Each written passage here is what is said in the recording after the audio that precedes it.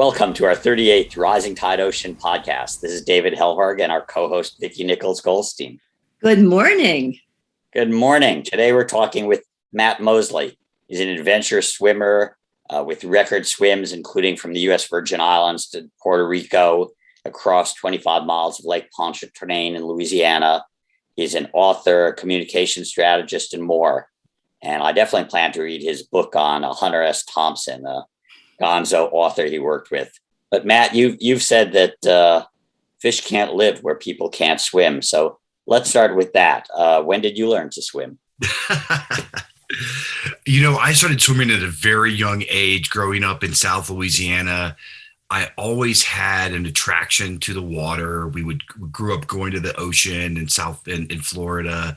And it just really was a part of me, and I didn't swim in college. I wasn't that fast. I wasn't going to get a scholarship or anything, compared to what people are doing in the Olympics these days, which was so inspiring.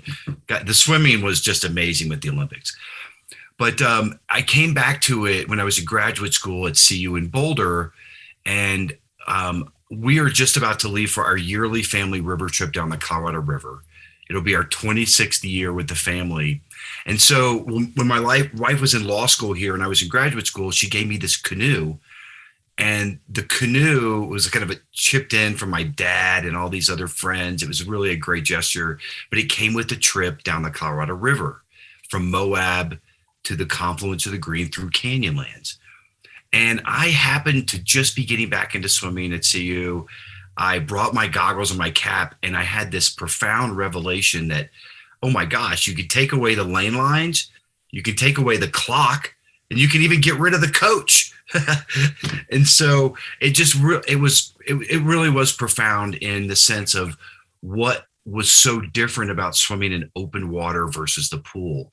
I equate it with some people to going hiking on a trail versus running around a track as fast as you can go.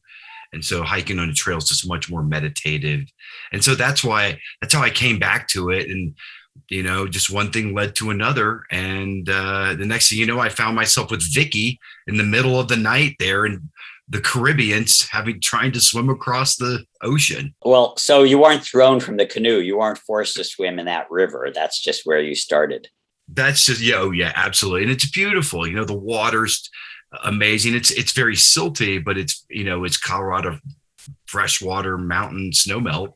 And it's amazing. You're floating through the canyons and the eagles are flying overhead. It's awesome. And you didn't hit any rocks. Well, that is one of the that's one of the dangers of river swimming. This water moves about 1 to 2, 3 miles an hour. There's sandy beaches everywhere, but there are sticks. You got to be careful for rocks. That's why I'm always very careful to have a support crew. And as Vicki knows, the support team's really important to me in swimming.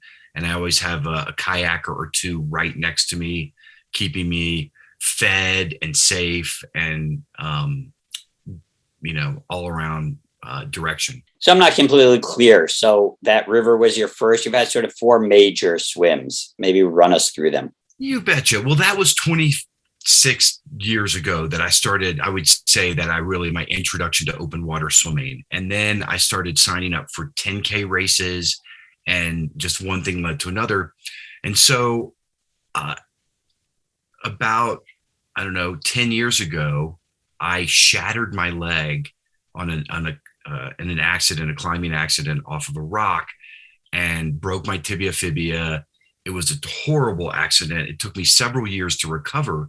And it was in that convalescence that I set the goal to be the first person to swim across Lake Pontchartrain. And so we had been doing these adventure swims, and Vicki knows a little bit about this, but what we would do is say, hey, let's go to Telluride Bluegrass Festival, but first we're going to swim a few miles on the Colorado River, and then we'll drop into Telluride. Or with my cousin Glenn Mangum, who's my swimming partner in crime, we'd say, hey, let's go to Jazz Fest in New Orleans, but we'll go swim on Lake Pontchartrain for a few miles. And so I just kept building on that. And after I got my accident, I set the goal to be the first person to swim Pontchartrain for 25 miles. And so spent several years training up to that. And that was my first big swim that I did. And you crossed like North Shore to New Orleans, or how'd you go? I went from New Orleans to the North Shore. Yeah. And that was an epic trip with a video and lots of celebration. So tell us about that and how you combine that with your music and your advocacy.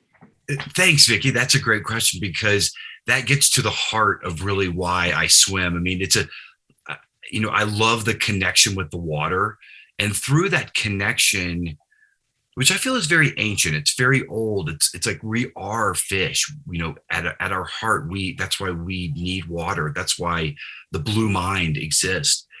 And so in those hours spent in the water, I feel like it makes me a really good ambassador for what water is telling us and some of the stories that it tells. And so, in Lake Pontchartrain, the Lake Pontchartrain Basin Foundation had worked for 25 years to clean up the lake that had been decimated by agricultural runoff, dredging, trash, oil development.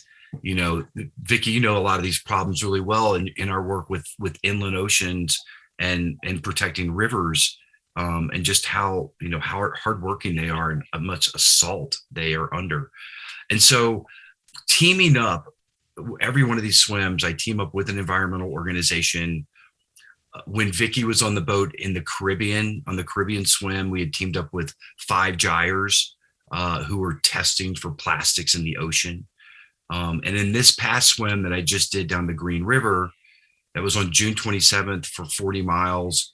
It was 14 hours, 36 minutes. And we had teamed up with American Rivers, who are really about, protecting free-flowing rivers and advocacy on the federal level. You've been swimming in different medium to raise these issues in lakes, in rivers. When did you swim from the Virgin Islands to Puerto Rico, and how is it different to swim in the ocean than swim in fresh water? What a great question. Vicki can talk about that too. This was what, Vicki, I think about 5-6 years ago. Yeah. We did have to look up the date, but it was a great team. We had met in St. John, and then Vicki got on the boat in St. Thomas for the second leg. I'd swam from St. John to St. Thomas. That was pretty small. I think that was like a 6-mile swim. But then the next day we were attempting to swim from, but I was in the water. Vicki was on the support boat with another team of about 12 people, including some scientists from 5 gyres who were testing the waters as we swam for plastics. When I got in the water, it was like 5 or 6 foot chop in the ocean, and it was very windy. It was very choppy, a lot of currents.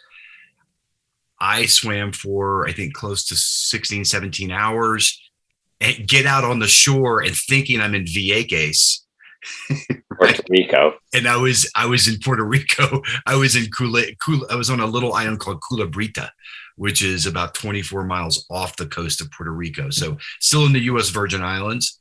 So I swam from the British Virgin Islands to the U.S. VIs. But hey, things don't always work out the way you planned. And there is always weather, and that's part of these adventures, is expect the unexpected. But what's something else is like swimming in Lake Pontchartrain. The water has a very different taste and feel. Swimming in the ocean, very, very different. A whole different swell.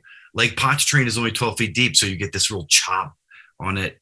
But what's really interesting is that I found in my 25 years plus of swimming around the world, from Greece to Hawaii to Mexico to South America to the UK, every piece of water, every body of water has its own taste, it's like a person, really, if you will, with its very own unique characteristics. And through those characteristics, it tells you where it's come from and where it's going and what's happening with it. And it speaks to me when I'm swimming in the water, and it sort of tells you these secrets, right, about what it is. And I've been working on another book called Soul is Waterproof, about the story of water told through adventure swimming. And it's very curious about, where does water come from?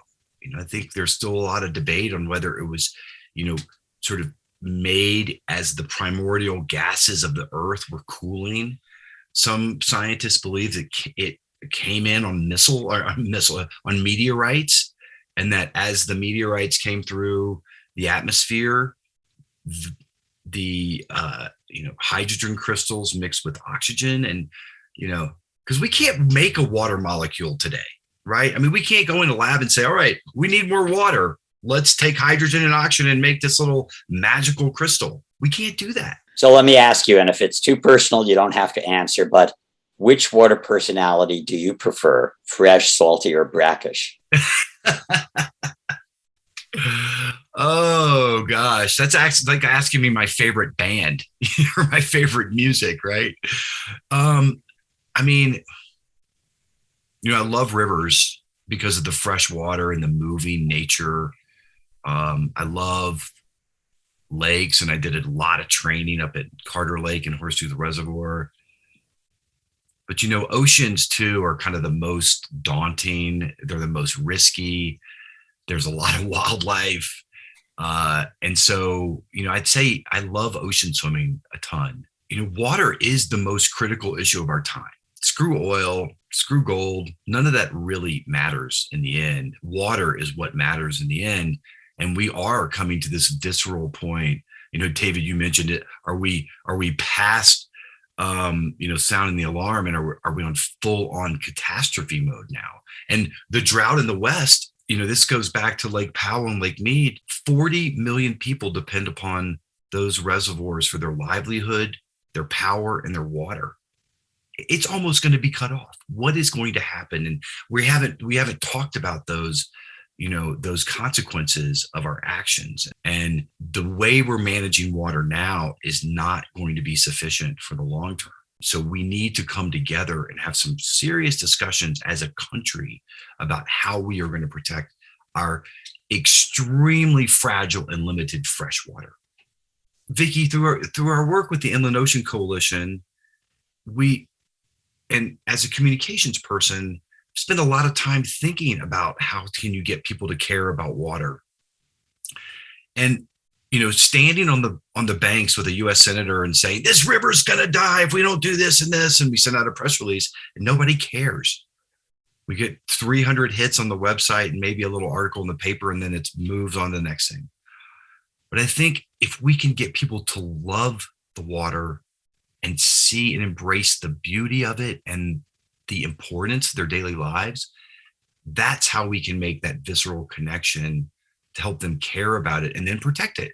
And I love how you go about your swims. You're bringing in community, you're bringing music, you're bringing in joy. And I, with a lot of the work that we do, that David does, we all do, it can be very depressing, looking at ocean issues and plastic. But even though we are working very hard to address these issues, you're right. You have to bring in joy, and you have to bring people, and you have to have a sense of hope. And that's what's really cool about all of your swims. You do that. And I just think that is the neatest. But I do want to jump in. You've mentioned a couple of times about wanting to talk about Lake Powell and Lake Mead. And I want to go back and tell us a little bit about what's happening with that, and what kind of things can we do to really be aware and address some of those issues.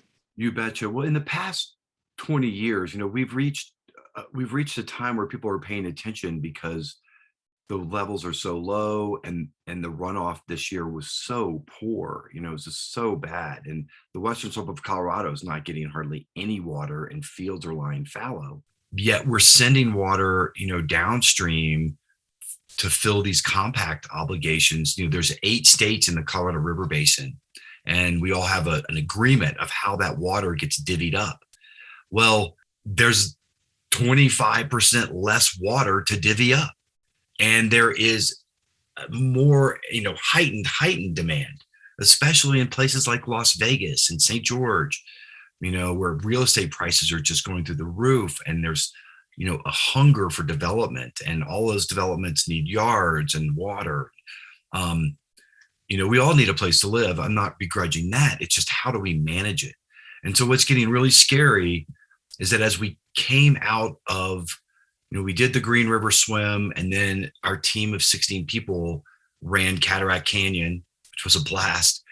But as Cataract, and Lake Powell has been shrinking for 20 years. We've been in this sort of sustained drought where it has not, it's sort of leveled off in some years, but it hasn't ever increased, in the past 20 years.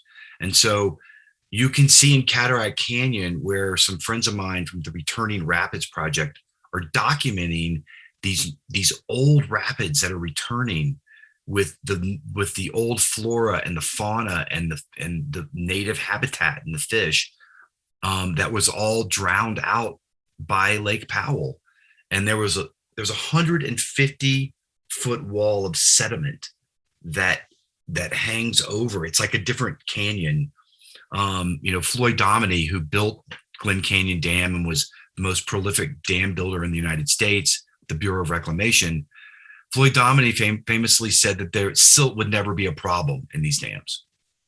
Well, there's a 150-foot layer of silt. And so what has that done to then the lower river areas that needed that silt for rejuvenation and for habitats and flora and fauna?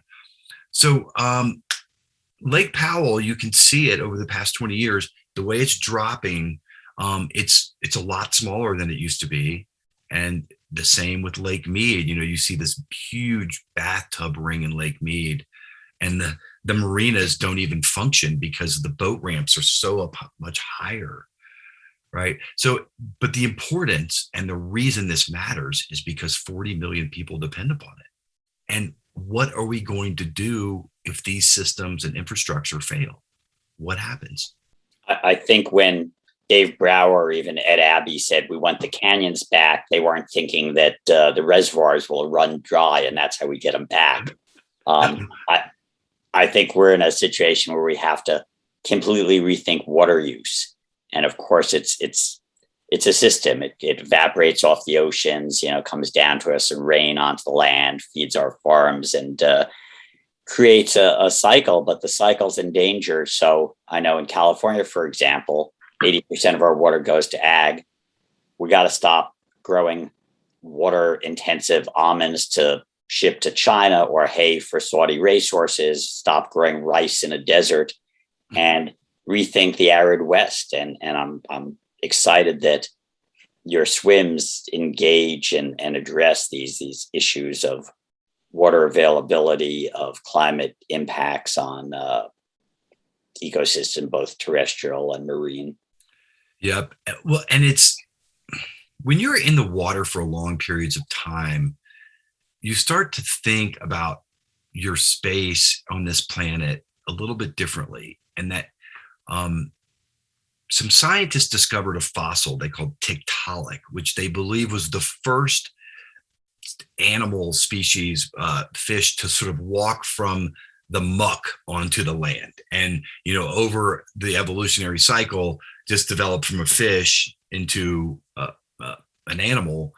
And then after many millennia, some of those animals said, hey, this isn't so great anymore. Let's go back into the ocean. And those became our mammals and our whales and dolphins and et cetera. So you look at our evolutionary history and we truly are fish. We're fish out of water.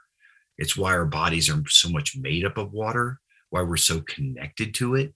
And it's also, Vicki, we love to talk about the blue mind, right? And that state of being.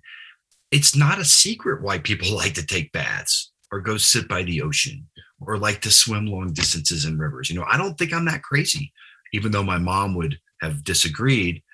I think it's pretty natural.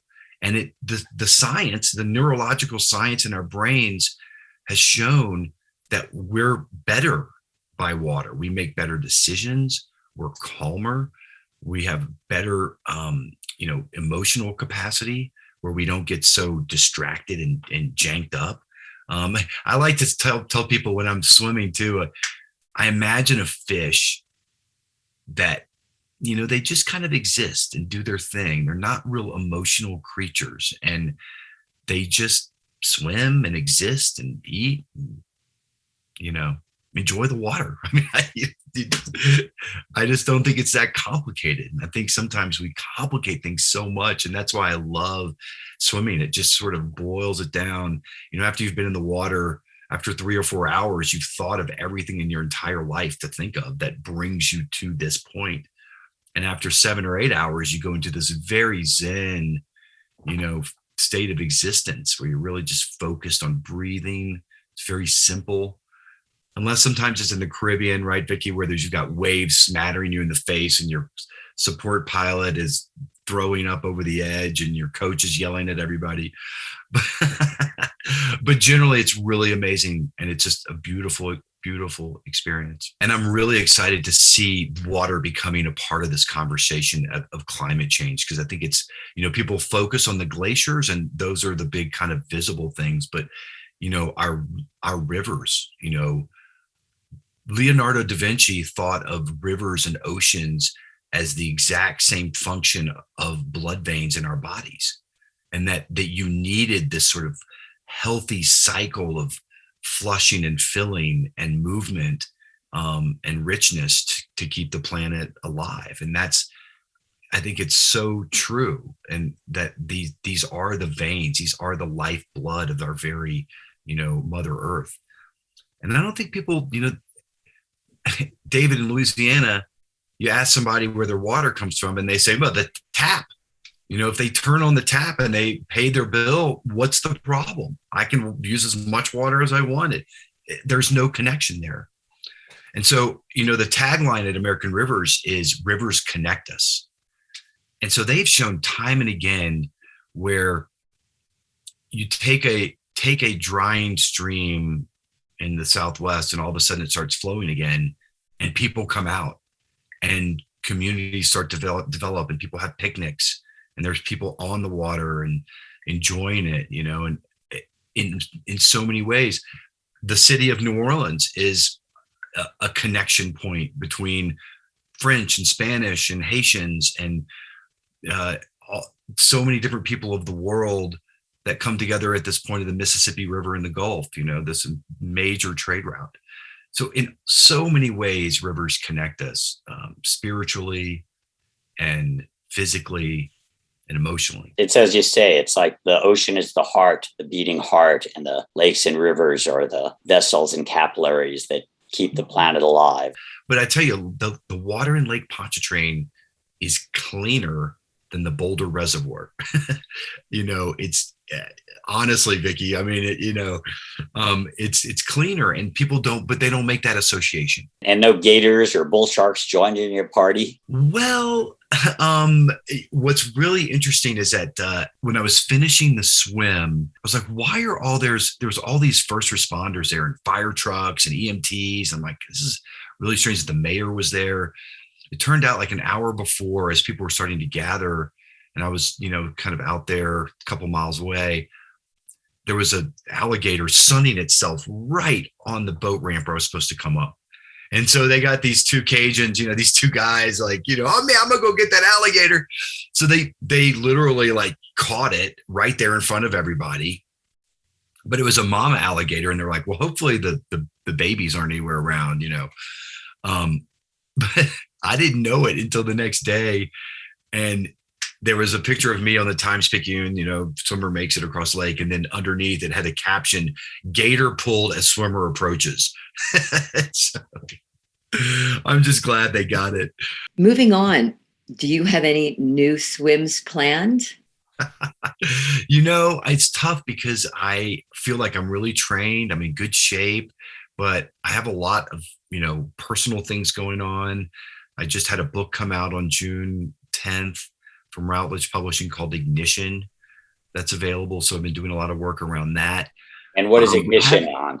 Yeah, Ignition is about the art of controlling your environment, and it's Ignition, superior communication strategies for creating stronger connections. Matt, thank you so much. I love how you just bring water and recreation and awareness and advocacy together. And you do it with so much joy, and you have a lot of fun while you're doing it. And laissez-les bon temps rouler. And now a word from our sponsor.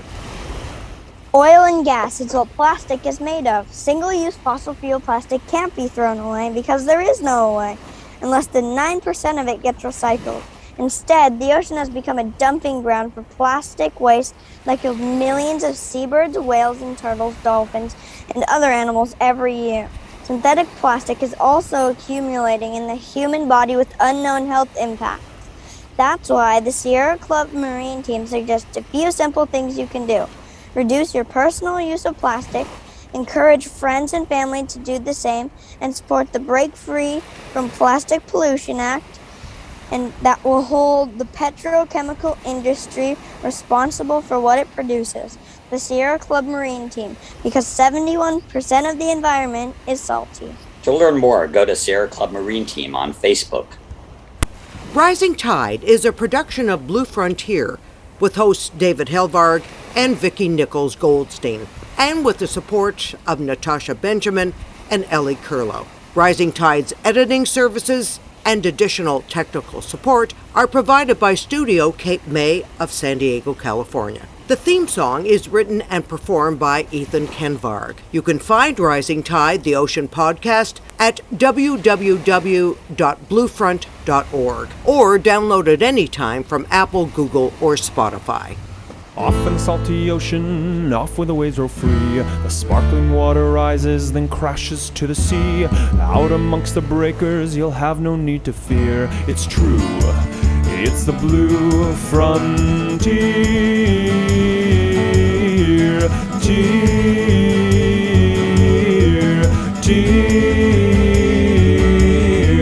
Off in the salty ocean, off to the blue frontier.